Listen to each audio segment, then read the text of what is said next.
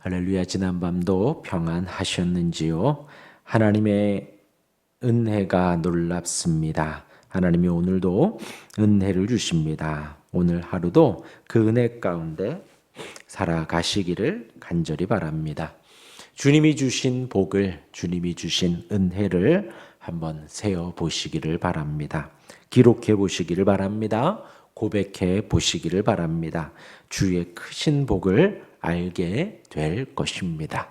그 은혜 아래 거하는 오늘 하루가 되시기를 간절히 바랍니다. 오늘 본문 말씀 잠언 31장 4절에서 9절까지 말씀으로 왕의 삶에 대해서 잠시 나누도록 하겠습니다. 르무엘 왕이지요. 르무엘 왕에게 전하는 그의 어머니의 지혜의 잠언입니다. 여자에게 힘을 쓰지 말라고 했지요. 간음하지 말라 했습니다. 배우자가 아닌 다른 이성과 잠자리 하지 말라는 것.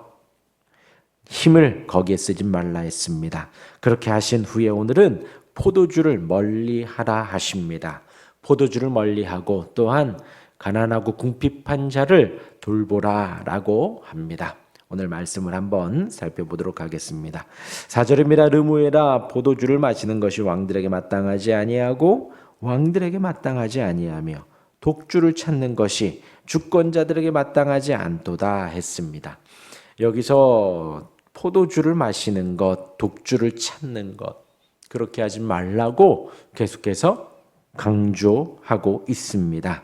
단순히 이것은 술을 입에 댄다는 표현이기보다도 습관적으로 마시는 행위를 금하라는 것입니다. 그러지 말라는 것이지요. 특히 이제 우리나라에서는 술이 금기시 되지요. 거룩함의 모습이기도 합니다. 무슨 말씀인가요? 외국에서는 그런 모습을 봅니다. 맥주 이렇게 500 두고 남자들이 꼭 커피 마시듯이 조금씩 마시면서 담소를 나누는 모습들을 종종 봅니다.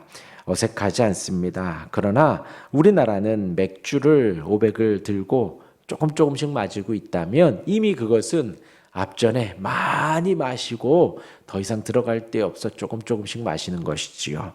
우리나라 문화에서는 술 자체가 그렇게 보이지가 않습니다. 꼭 한 잔이 들어가야 말이 나오고 알딸딸해지고 그러하지요. 그것을 의지하여 대화하고 마음속 이야기를 하고 옳지 않습니다. 옳지 않습니다. 그것은 술을 의지하는 것이지요. 그러하기에 술은 마시지 않는 것을 권면드립니다. 성도라면 술을 의지하지 않고 술 마시는 것이 기분 좋고 그 분위기가 좋고 안 마셔도 그 분위기 가운데서 충분히 대화할 수 있습니다.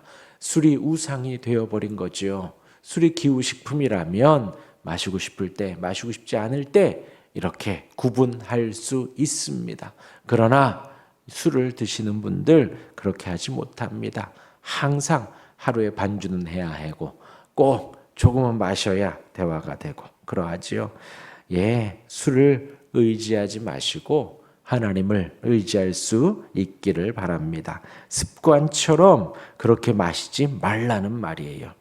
습관처럼 포도주를 멀리하라. 습관처럼 자꾸 그렇게 마시는 행위를 하지 말아라 라고 이야기를 합니다. 여기에서 독주라는 표현 또한도 취하다라는 어근에서 파생된 것입니다. 그러하니 르무엘아, 습관적으로 마시지 말고 취하게 마시지 말아라 라고 3번이나 이야기하며 강조를 하고 있는 것입니다. 그러하며 술을 마시다가 그 이유를 이제 이하에 나옵니다. 5절에 술을 마시다가 법을 잊어버리고 모든 곤고한 자들의 송사를 굽게 할까 두려우니라 했습니다. 술을 금하는 이유는 그의 기억력과 판단력이 흐려져 공동체를 허물 수 있기 때문입니다. 공동체를 허물 수 있기 때문이에요. 기억력과 판단력이 흐려지는 거죠. 법을 잊어버리게 되는 것입니다. 공평하게 해야 하는데 술을 먹고 독주를 먹고 습관적으로 먹다가 그 법을 잊을 수 있기 때문입니다. 그렇게 되면 이하에 모든 곤고한 자들의 송사를 굽게 할까? 권력을 오용하게 되는 거죠. 본인이 굽게 할 수도 있고 곧게 할 수도 있고 옳게 할 수도 있고 그르게 할 수도 있는 것인데 잊어서 굽게 할까 두렵다라는 것입니다. 뭐가 두려운가요? 하나님이 두려운 것이지요. 하나님이. 내 기분과 내 상황에 따라 법을 적용하여서 똑같은 상황 속에서도 내 기분이 좋으면 옳게 했다가 내 기분이 좋지 않으면 그르게 했다가 할 수 있다라는 것이요. 그런데 누구에게요? 곤고한 자들에게. 고난받는 자들의 목소리를 내가 듣지 못하게 될까봐, 그들이 받아야 하는 권리를 내가 왜곡하고 내가 주지 않을까봐, 그렇게 빼앗을까봐, 그러한 부정적인 의미 속에서 아주 못되게 바뀔까봐 하니 술을 마시지 말아라. 술을 마시지 말아라 라는 것입니다. 왕의 힘은 정의와 공의를 나타내는 것입니다. 힘없는 자를 보호하고 도와야 합니다. 그 법을 잊지 말고 늘 준행해야 합니다.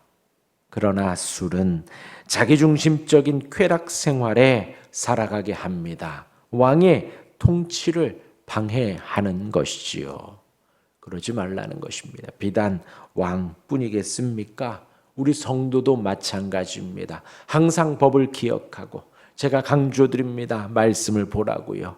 기도를 하라고요.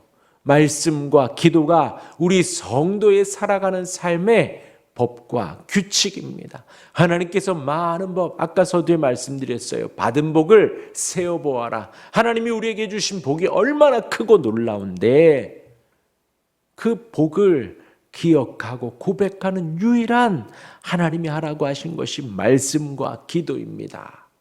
각 잡고 말씀 읽고 각 잡고 기도하라는 것이지요. 그러나 포도주와 독주에 빠질 때에 자기중심적인 쾌락과 자기 마음만 우위에 두고 살아갈 때에 그 법을 잊어버리고 은혜를 잊어버리게 되는 것입니다. 내 중심이 되었기에 내 기분이 좋으면 받은 복이 많은 것이고요. 내 기분이 좋지 않으면 복이 하나도 없는 것입니다. 그러하니 술은 먹지 말아라. 기도하고 말씀 안에 만족을 누리고 감사함을 누릴 수 있기를 바랍니다. 이어서 6절입니다. 독주는 죽게 된 자에게, 포도주는 마음에 근심하는 자에게 줄지어다.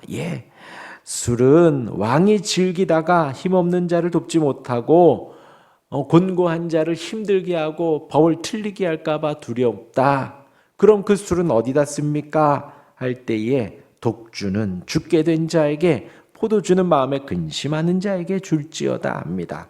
술을 왕이 쾌락을 위해서 사용할 것이 아니라 이렇게 사용해야 한다면서 이제 6절과 7절을 말을 합니다. 먼저 독주는 죽게 된 자에게 사용하라는 것입니다. 육체적으로 매우 힘들어하는, 아파하는 사람, 곧 죽을 것 같은 병자에게 술을 마취제나 약물로 사용하라는 것이지요. 어제도 저희 할머니 말씀을 잠깐 드렸지만 할머님이 아파하니 진통제를 먹입니다. 또 아파하니 주사를 놓습니다. 그랬더니 평안해지더라고요. 이때 당시 그런 진통제나 주사약이 있나요? 없지요. 그러하니 그런 사람들에게 독주를 사용하라. 또 마음에 근심하는 자, 영혼이 쓰러져 가는 자, 멸망해 가는 자, 괴로움 속에 있는 자, 그런 자에게 또한도 마취제나 약물로 사용하라는 것이지요. 진정제 투약하듯이 그런 술을 선한 의도로 사용해야지 내 쾌락을 따라, 습관을 따라 그렇게 포도주와 독주를 마시지 말라는 것입니다. 이어서 7절입니다. 그는 마시고 자기의 빈궁한 것을 잊어버리겠고 다시 자기의 고통을 기억하지 아니하리라. 그렇게 어렵고 힘든 자, 아픈 자, 근심하는 자에게 사용하면 삶의 어려움을 잊고 가난이나 비참함을 잊을 수 있어 다시 힘을 낼 수 있다는 것입니다. 다시 들고 일어나 살아갈 수 있다는 것이지요. 그렇게 술을 사용할 수 있기를 바랍니다. 이어서 8절과 9절입니다. 이어서 말을 하고 권면을 합니다. 너는 말 못하는 자와 모든 고독한 자의 송사를 위하여 입을 열지니라 라고 했습니다. 왕에게 뭐라 그랬죠? 방금 술을 탐하지 말고 공의롭게 살 것을 권면하며 더 나아가 어떻게 살아야 하는가? 말 못하는 자, 고독한 자. 먼저 말 못하는 자는 신체적으로 장애가 있는 사람을 말하는 것이 아니지요. 빈곤하여서 아무 말도 못하는 것입니다. 잘못을 했는지 안 했는지 모르지만 잡혀갔을 때 자기 변호를 할 수 없는 사람을 말을 합니다. 그러한 말 못하는 자 또는 고독한 자라고 하면 버려져 혼자 있는 사람을 말을 합니다. 그런 이들을 위해서 너의 입을 열라는 거예요. 그들을 위해서 대변하고 그들을 위해서 말을 하고 그들을 변호해 주라는 것입니다. 왕은 그들 편에 서는 자가 되어야 하고 왕은 그들을 옹호하는 자가 되어야 한다는 것입니다. 저와 여러분들도 마찬가지입니다. 이어서 9절 보고 또 말씀을 드리면요. 너는 입을 열어 공의로 재판하여 곤고한 자와 궁핍한 자를 신원할지니라 했습니다. 그렇게 입을 열고 그렇게 그들을 위해서 공의로 재판하고 그들의 권리를 지켜 주어야 합니다. 그들의 권리를. 곧 그들에게 괴로움을 주지 말고 괴롭히지 말라는 것이지요. 괴롭히지 말라는 말을 넘어서 그들을 돕고 구제하고 그들의 유익을 위하여 살아가라는 것입니다. 우리 예수님이 어찌 사셨지요? 우리 예수님이 권력자들과 우리 예수님이 힘 있는 자들과 그렇게 사셨나요? 아니죠. 우리 예수님이 이렇게 살아가셨습니다. 말 못하는 자, 고독한 자의 송사를 돌봐 주셨고 그들의 입을 열어서 그들을 돌봐 주셨습니다. 우리 예수님이 약한 자를 도우셨죠. 병든 자를 온전케 하셨습니다. 그들을 세워주셨습니다. 그들의 친구가 되셨고 그들과 함께 식사하며 살아가셨지요. 어머니는 르무엘 왕에게 그러한 왕이 되어라 라고 권면하는 것입니다. 저와 여러분들이라고 다를까요? 우리가 이 땅을 살아가며 그러한 성도가 되어야 할 줄 믿습니다. 말 못하는 자, 고독한 자, 입을 열어 그들을 위하여 곤고하고 궁핍한 자를 위하여 우리가 입을 열고 도울 수 있는 우리의 삶이 되기를 원합니다. 주를 따르는 진정한 왕을 따르는 성도의 삶을 그리 사는 우리 모두가 되시기를 주님의 이름으로 축원합니다. 아멘. 기도하겠습니다.